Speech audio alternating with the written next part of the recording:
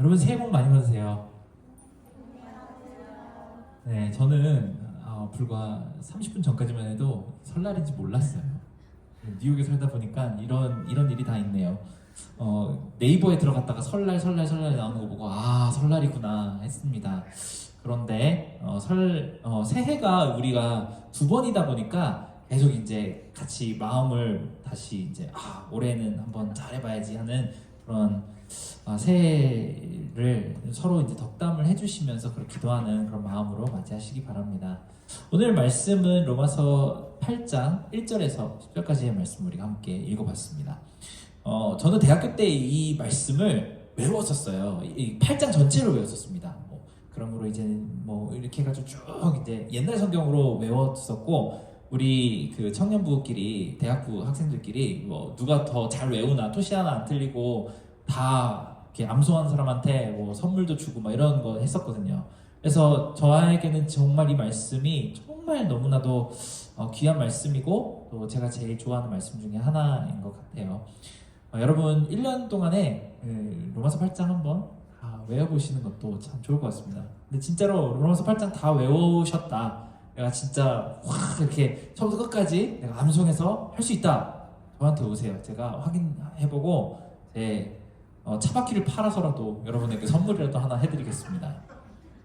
네, 지난 시간에는 우리가 완벽해질 수는 없어도 우리 마음에 부담감이라도 가지고 있으면 그렇게 변화를 입는다고 그런 말씀을 나누었습니다. 근데 우리는 항상 이런 부분에서 그게 충분할까? 라는 마음의 질문이 남을 수밖에 없습니다. 내가 마음의 부담감을 가지고 성경 열심히 읽어야지, 예배 열심히 나와야지, 그리고 소그룹에 가서 더 많이 나누어야지, 기도 생활 좀 더 해봐야지, 이런 마음의 부담감을 가지고 10년, 20년, 30년, 40년 그렇게 신앙생활을 하면은 정말 내가 예수님이랑 닮아갈 수 있을까? 그게 과연 충분할까? Is that enough? 라는 생각이 들 때가 있습니다. 왜냐면은 어떤 연예인이 그렇게 얘기했어요. 티끌 모아 티끌이라고. 암만 조금씩 모아봐야 그렇게 큰 결과물이 나오지 않을 때가 있기 때문에 그렇습니다. 여러분은 달팽이가 이동하는 거 보신 적 있으신가요? 제가 이제 한 번은 어렸을 때 달팽이를 이렇게 놓고 이런 정말 잔인한, 예수님 믿기 전에는 돋보기로 달팽이를 이렇게 비추어가지고 엉덩이가 뜨거워지면 앞으로 가고 이런 거 했었어요. 정말 죄송합니다, 여러분. 참 은혜가 안 되죠. 근데 달팽이가 아무리 뜨거워봐야 지가 움직이는 속도는 너무 느립니다. 제가 아무리 천천히 이렇게 해가지고 해도 달팽이는 천천히 앞으로 나아가면서 자기 몸이 타더라도 어쩔 수 없이 그 속도를 유지할 수밖에 없는 그런 생물이에요. 근데 그 모습이 갑자기 떠오르면서 제 모습이 그런 모습이 아닌가 하는 생각이 들었습니다. 하나님이 고난과 역경으로 제 엉덩이를 돋보기 이렇게 비추셔가지고 태우셔도 엉덩이에서 불이 나도 저는 앞으로 나아가는 속도가 너무 느리다는 생각이 들었습니다. 내가 작년하고 지금 나를 비교해 봤을 때 나는 얼마나 예수님을 더 닮아 있는지, 나는 영적인 성숙이라는 걸 얼마나 이뤘는지 지난 한 해 동안 고민을 해보면은 뒤로 안 간 게 다행이다 라는 생각이 들 정도로 천천히 움직입니다.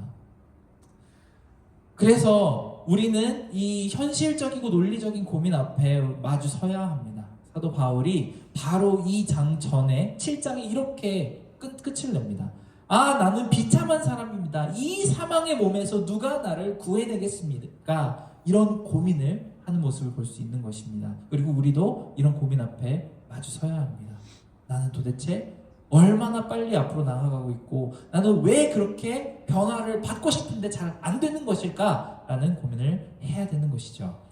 그런데 많이들 기독교 신앙 안에서 이 질문에 대한 답을 할 때 굉장히 이상한 답변을 하는 사람들이 있는 것 같아요. 내가 완벽하진 않고 죄가 많지만 일단 예수님을 믿으니까 다 용서받았다고, 그래서 나는 걱정할 것이 없다라고 주장하는 사람들이 있습니다. 요즘 넷플릭스에서 인기가 굉장히 많은 드라마가 하나 있죠. 송혜교 씨가 나와서 복수하는 더 글로리라고 하는 그 드라마가 있습니다. 저는 그게 너무 잔인하다 그래가지고 처음부터 보진 못하고요. 왜 유튜브 보면 몰아보기가 있더라고요. 참 너무 감사합니다. 제 시간이 없는 줄 어떻게 아시고 8시간짜리를 1시간 반에 압축을 하셔서 그걸 보여주는 게 있더라고요. 근데 그 캐릭터 중에 한 캐릭터가 이름은 모르겠어요. 까먹었습니다만 어느 한 캐릭터가 자기가 그렇게 학창 시절에 참혹할 정도로 폭력을 휘두르고 자기가 잘못한 줄은 알아요. 근데 죗값을 받지 않으려고 교회나 뭐 절이나 뭐 무당한테 가서 열심히 빕니다.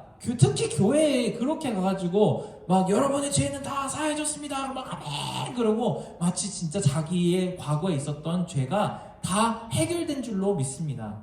물론 이제 드라마가 그 사람 그 캐릭터를 보여줄 때는 자기의 죄가 전혀 해결되지 않았는데도 불구하고 이 예수님을 믿음으로 나는 그냥 다 잊어버려도 돼, 나는 책임 안 져도 돼 라고 하는 이 회피성 신앙에 대해서 아주 신랄하게 지적을 하는 것이죠. 그 피해자는 막 정말 매일 지옥 같은 삶을 살고 있는데 자기 혼자 예수님 믿으니까 나는 괜찮은데? 라고 이야기를 하는 주장을 합니다. 이런 모습을 보면서 많은 기독교 바깥에 있는, 교회 바깥에 있는 사람들은 기독교는 모순이다 라고 생각을 합니다. 너네가 지은 잘못이 그럼 예수님 믿었다고 내가 가서 교회 다니면서 헌금 내고 그리고 그렇게 새벽기도 하니까 다 문제가 없다고? 뭐 그런 게 세상에 어딨어? 라고 질문을 하는 것이죠. 근데 사실 더 글로리라는 드라마가 나오기 훨씬 전부터도 우리 기독교는 그런 모습으로 비판을 많이 받아왔어요. 밀양이라는 영화 혹시 기억나시나요? 2007년, 2006년인가? 그 영화인데도 그 영화에도 같은 내용이 나옵니다. 정말 피해자는 막 마음속에 피를 흘리면서 아직도 힘들어하고 있는데 가해자는 난 예수님 믿으니까 다 괜찮은데? 라고 해버립니다. 오늘 말씀, 그러므로 이제 예수 그리스도 안에 있는 자들에게는 결코 정죄함이 없다라는 이 말뜻을 이렇게 해석하지 마시기 바랍니다. 그런 뜻이 아니에요. 오히려 구원파라고 불리우는 이단 사상이 이것을 주장합니다. 여러분들이 믿으면 모든 죄가 다 해결됐습니다. 아무 문제 없습니다. 책임질 것도 없습니다. 아무 걱정하지 마세요. 이단입니다. 정말 내적인 변화가 없고 내가 지금까지 지어왔던 죄들에 대한 사람들의 상처에 대해서 아무런 감각이 없이 그렇게 신앙생활하는 것은 이단입니다. 만약에 어떤 데 갔는데 어떤 목사님이나 아니면 전도사님이나 아니면 성경 공부 시간에 그런 이야기를 들었다고 하시면 저에게 신고해 주시면 감사하겠습니다. 제가 가서 다 부셔놓고 올게요. 오늘 말씀은 이런 고민에 대한 아주 속 시원한 대답을 해줍니다. 진짜 그러면은 우리가 결코 정죄함이 없다는 말은 무슨 뜻일까요? 거기에 대한 굉장히 시원한 대답을 우리에게 주고 있는 것이죠. 우리는 완전하지 못합니다. 날마다 쓰러지고 무너집니다. 옛날에 못된 그 사람의 모습이 늘 남아 있습니다. 그럼 도대체 신앙은 우리가 왜 교회 다니는 거예요? 예수님한테 왜 기도를 하고 왜 예수님이 십자가 못 박혀 죽으셨다는 것에 대해서 그렇게 주장을 하고 감사해야 하고 사는 것일까요? 왜 뭐가 달라졌길래?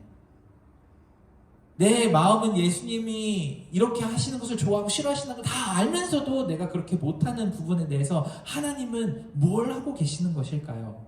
어떻게 해야 우리 육신 맨날 게을러서 지난주에도 우리 소모임 할 때 계속 나눴습니다.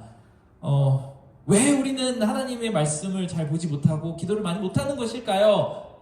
전부 어떻게 다들 이렇게 준비라도 똑같이 맞춰서 오셨는지 다 똑같은 대답을 하시면 게을러서 우리 마음이 게을러서 그렇습니다. 이런 모습에 대해서 우리는 그러면 어떻게 해야 이것을 벗어날 수 있을까요? 말씀 보는 것보다 넷플릭스나 유튜브 보는데 허비하고 있는 이 모양 이 꼴을 어떻게 해결할 수 있을까요? 어떻게 멋진 구원의 열매를 맺을 수 있고 어떻게 예수님처럼 닮아갈 수 있을까요? 그 대답을 바로 성령님이라고 오늘 말씀은 답해 주십니다. 예수님은 돌아가시기 전 어느 시점부터 항상 나는 십자가에 못 박혀서 죽어야 되고 부활은 하겠지만 너 나랑 영원히 있는 게 아니고 올라가야 돼, 떠나야 돼 라는 얘기를 계속 해주셨습니다. 사람들은 되게 이상하게 생각을 했겠죠. 막 로마 군사들 무찔러 주시고 다윗과 같은 왕이 돼서 영원히 다시 썰어주시고 뭐 그렇게 하셨으면 좋겠다고 생각을 했을 테지만 예수님이 이상한 가르침을 주십니다.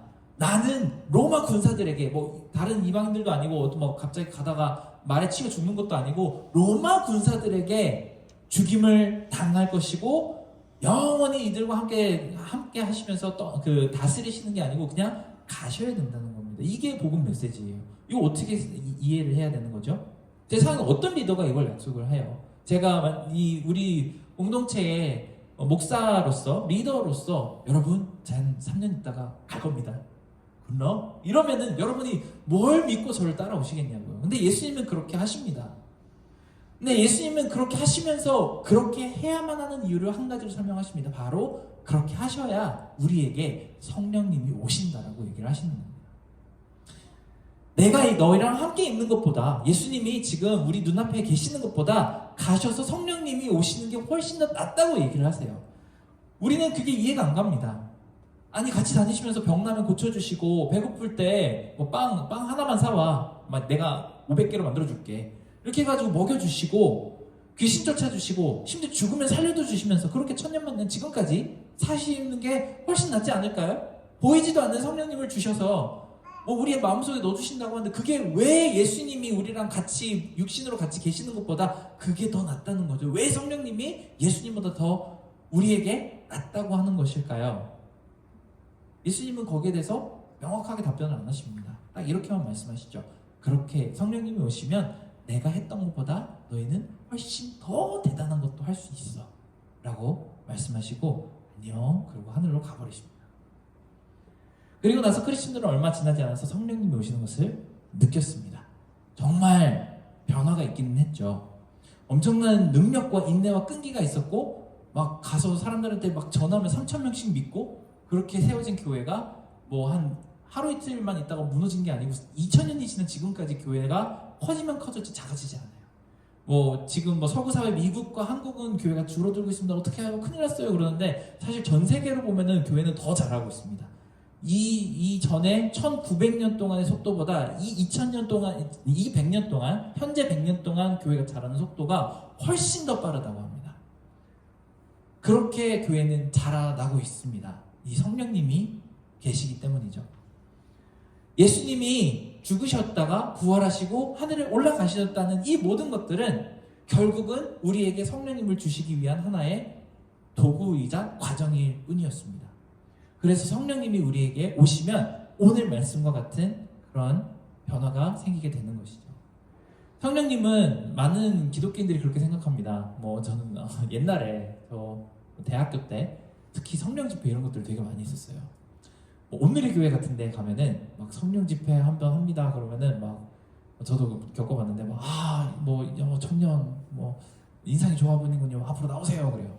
앞으로 나가면 예, 저 부르셨어요. 나오면은 자 성령 받으세요 그러고 막 손으로 이마를 팍 해가지고 와 하다가 막 밀어요. 그러면은 제 앞에 사람들이 하나씩 이러고 쓰러집니다. 저도 막 미는 거예요. 와 이러고 팍 밀어요. 여러분이 보시면 알겠지만 제가 덩치가 작지가 않잖아요. 저보다 작으신 목사님이 저를 이렇게 밀면 제가 넘어갑니까? 그냥 왜 이러시지? 이러고 그냥 있지? 그래도 그런 와중에 한 번은 어떤 목사님 밀다가 안 되니까 저한테 귓속말로 버티지 마 그냥 넘어가 그러시는 거예요. 기타가 넘어가네요. 죄송합니다. 그런 모습을 보면서 우리는 성령님에 대해서 오해를 합니다. 우리에게 그런 뭔가가 엑스터시를 느끼게 해주는 존재인가 보다. 우리가 막 방언하고 어떤 꿈과 환상과 비전을 보게 만들어주시는 그런 존재인가, 그럴 수도 있다고 생각합니다만 그게 메인리 성령님이 해주시는 역할은 아닙니다. 그리고 많은 사람들이 그래서 성령님이라는 분이 의지가 없으신 분이라고 그냥 에너지와 같고 우리한테 어떤 능력이 막 힘이 솟아나고 막 감정을 스토어업 해주시는 분이라고 생각을 합니다만 또한 그렇지 않습니다. 제가 예수님 만나고 나서 대학교 때 정말 예수님한테 푹 빠지고 나서 성령님이라는 분을 느끼기 시작하고 나서부터는 정말 한 가지 아주 놀라운 깨달음을 얻었습니다. 성령님은 정말 고집이 세십니다. 포기하지 않으세요. 저도 고집 굉장히 센 편인데요. 저보다 훨씬 더 하십니다. 더 하시면 더 하셨지 덜 하시지가 않습니다. 의지가 정말 강하시고 제 마음과 의지를 꺾으시는데 굉장히 도같으신 분이 성령님이신 것 같아요. 그래서 제가 잘못된 길로 가고 있으면은 무슨 수를 써서라도 새로운 길로 가게 하십니다. 제가 옳지 못한 길로 가고 있을 때, 제 마음이 교만할 때, 제가 죄를 짓고도 회개하지 않을 때는 가끔 가다가 제 뒤통수가 쪼개질 만큼 세게 때리셔서 회개하게 하시고 다시 한번 일어나게 하시는 분이 성령님입니다. 옳은 길로 가다가도 힘이 없어서 주저앉아 버릴 때에는 갑자기 마음속에 막 힘이 확 올라오게 하셔서 다시 힘내고 일어나서 가게 하시는 분도 성령 하나님이세요.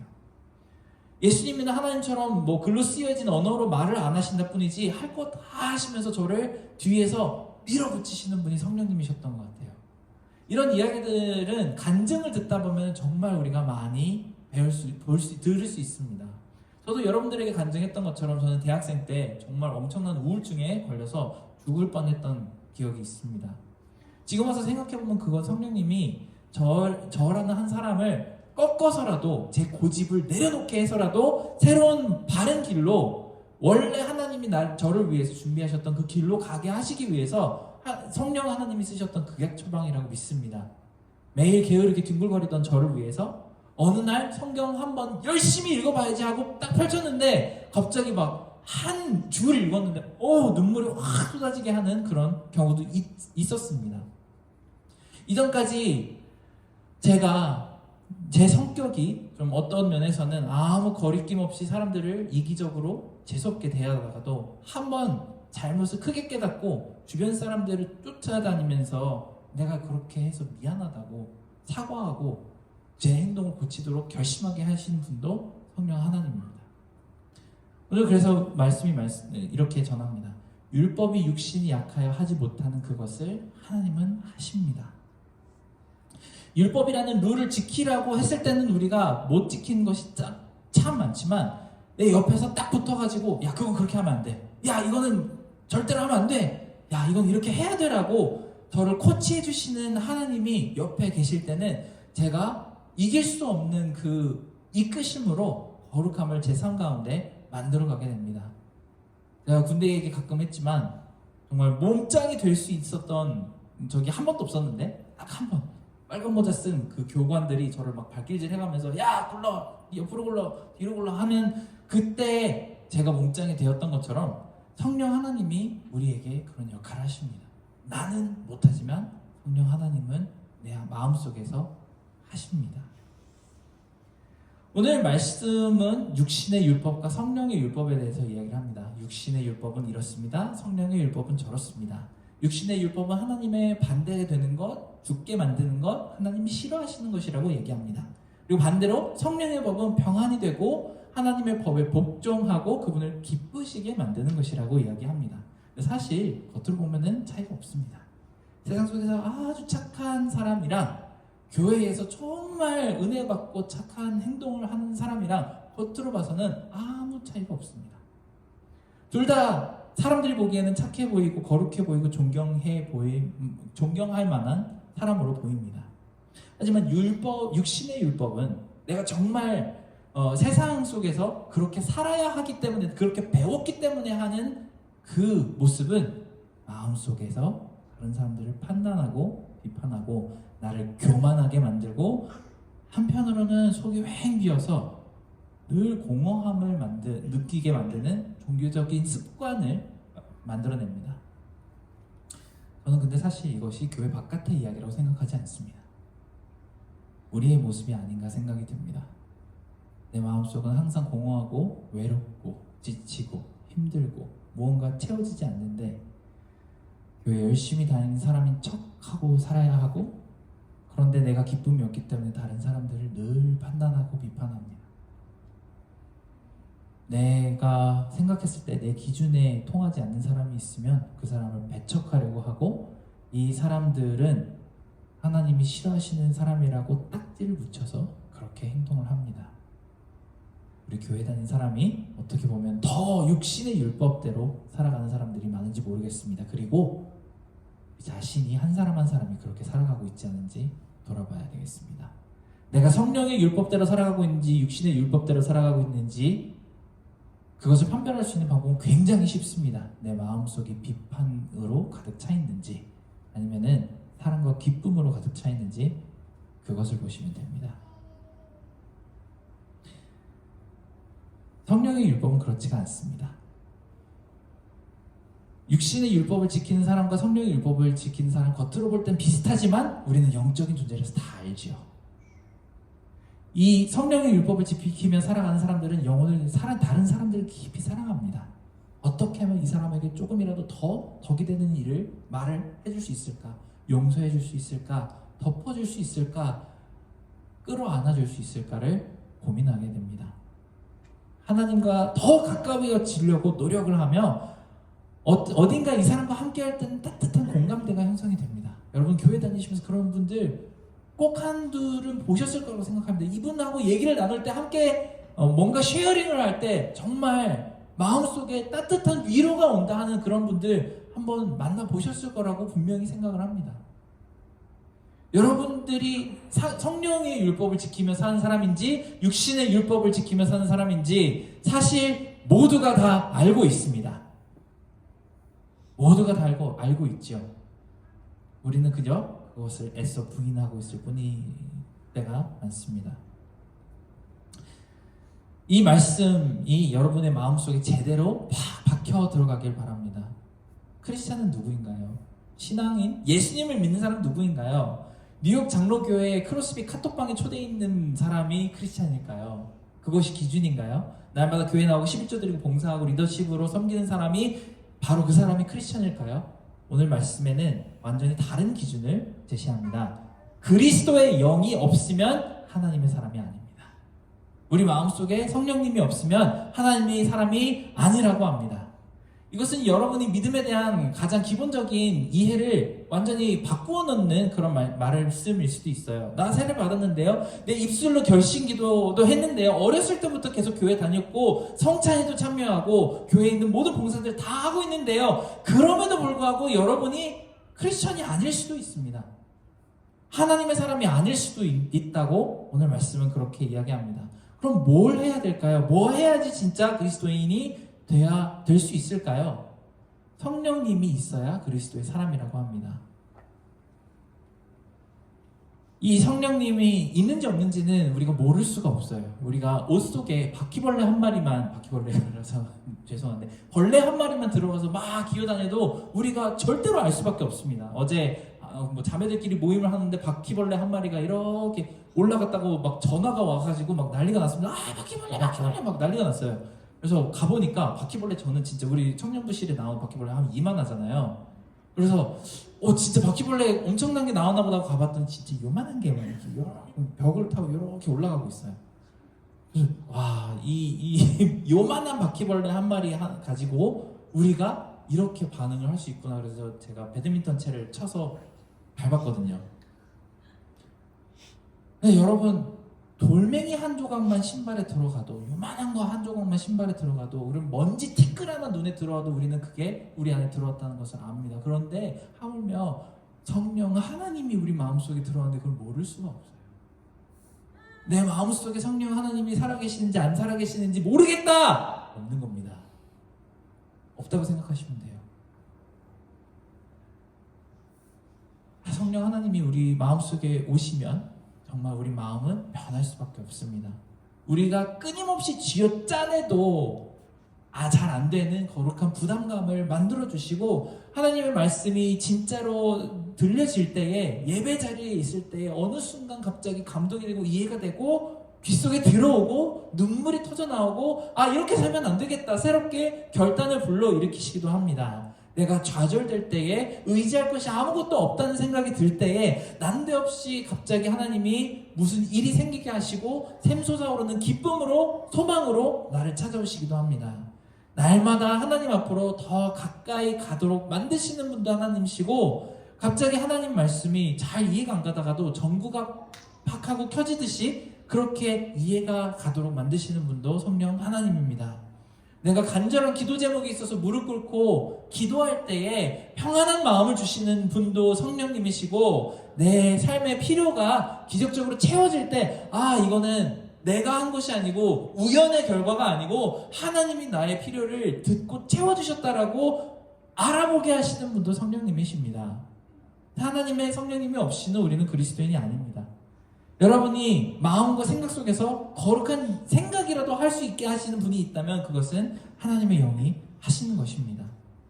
율법이 육신이 연약하여 할 수 없는 그것을 하나님은 하십니다. 우리가 예수님을 억지로라도 우리 따라가게 만들 수 있는 분이 성령님이십니다. 가끔 가다가 정말 아픈 매가 한 대 필요하면 그 매를 때려주시는 분도 성령님이시고, 우리가 엎어져 있을 때 입속에 정말 달콤한 사탕을 넣어주시는 분도 성령님이십니다. 그런 성령님을 우리가 2022년 한 해 동안에 조금 더 깊이 느끼고 모실 수 있는 그런 시간이 되었으면 좋겠습니다. 우리더러 너가 그냥 알아서 해, 네가 알아서 잘 커 성장해라고 하시지 않습니다. 우리 부모들도, 저도 제 아이 2명한테 네가 알아서 커, 네가 알아서 성장해라고 하지 않습니다. 밥을 안 먹으면 뒤에 쫓아가서라도 입에 스푼을 쑤셔 넣기라도 하고, 잠을 안 자면 침대에 묶어 놓기라도 합니다. 죄송합니다. 저희 아이들의 없네요, 다행히. 그렇게라도 해서 성장시키고 건강하게 만들고 성숙하게 만드는 것이 부모의 역할인데, 성령 하나님은 그것보다 더 많은 일을 우리를 위해서 하십니다. 그러므로 우리가 할 일은 새로운 결단을 품고 하나님이 원하시는 것을 하려고 용을 쓰는 것이 다가 아닙니다. 성령님의 존재를 인정하고 받아들이고 말씀에 따르고 기뻐하는 것을 우리에게 요구하십니다. 그분은 많은 사람들이 생각하는 것보다 훨씬 더 따뜻하고 합리적이고 창의적이고 이성적인 분이십니다. 우리가 하나님의 영을 만나서, 성령님을 만나서 정말 이런 기쁜 변화, 즐거운 변화를 2023년 동안 만들어 가실 수 있게 되기를 진정으로 기도했으면 좋겠습니다. 그리고 공동체가, 그리고 여러분의 각 개인의 삶이 이런 사랑으로 인해 커다란 변화를 입을 수 있도록 진심으로 기도하는 시간 한 해 동안 계속 가질 수 있었으면 좋겠습니다. 우리 함께 찬양 한 곡 했으면 좋겠는데요. 6월절 어린 양의 피로 삶의 문이 열렸네, 함께 찬양했으면 좋겠습니다.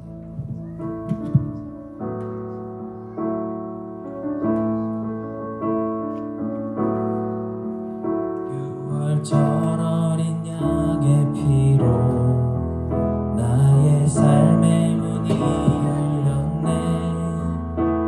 저 어둠의 권세는 힘이 없네.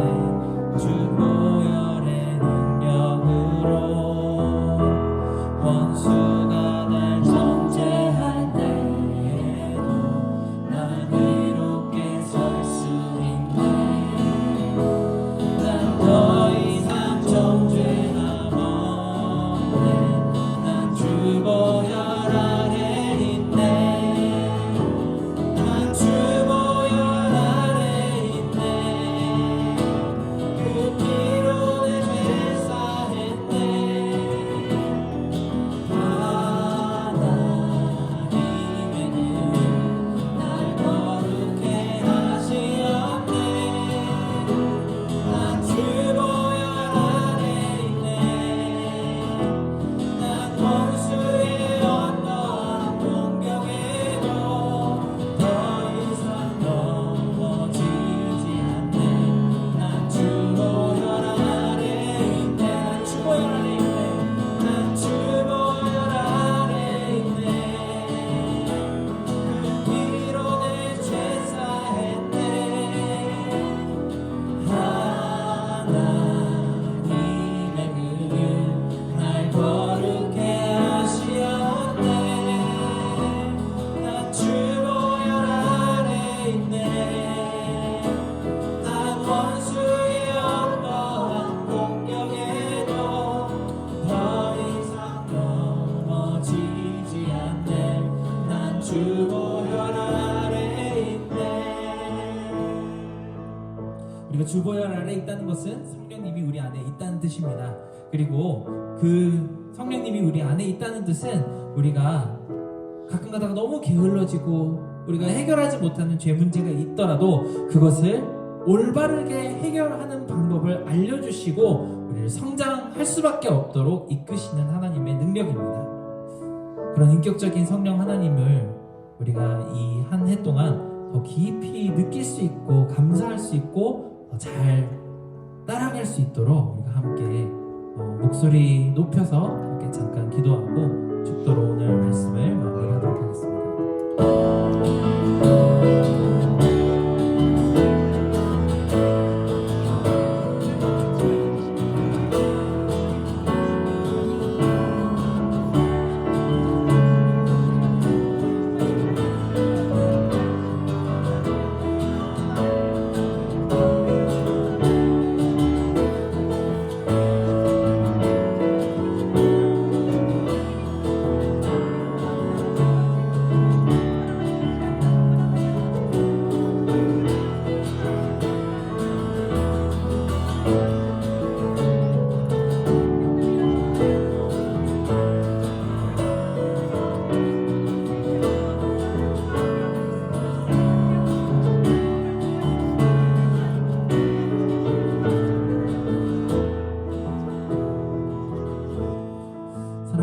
아버지, 우리 가운데 정말 우리가 노력해도 되지 않는 그것들, 정말 우리가 책임지기 어려운 그것들, 그리고 내가 바꾸려고 아무리 애를 써봐도 바뀌지 않는 그것들을 하나님 아버지 앞에, 성령님의 능력 앞에 다 내려놓습니다. 하나님, 우리를 더욱더 하나님 사랑하는 사람들로 만들어주시고 또 성령님을 받아들일 수 있는 사람들로 만들어주시어서 우리가 깊이 간구하고 하나님께 도움을 요청할 때 우리의 기도를 들어주시는 하나님, 우리를 세우시는 하나님, 옳지 못한 길로 갈 때는 때려서라도 옳은 길로 갈 수 있도록 인도해 주시는 하나님을 만날 수 있도록 도와주시기를 원합니다. 하나님, 모든 하나님의 은혜에 감사드립니다. 우리와 함께 하시는 그 사랑에 감사드립니다. 모든 은혜에 감사드리며 예수님 이름으로 기도드렸습니다.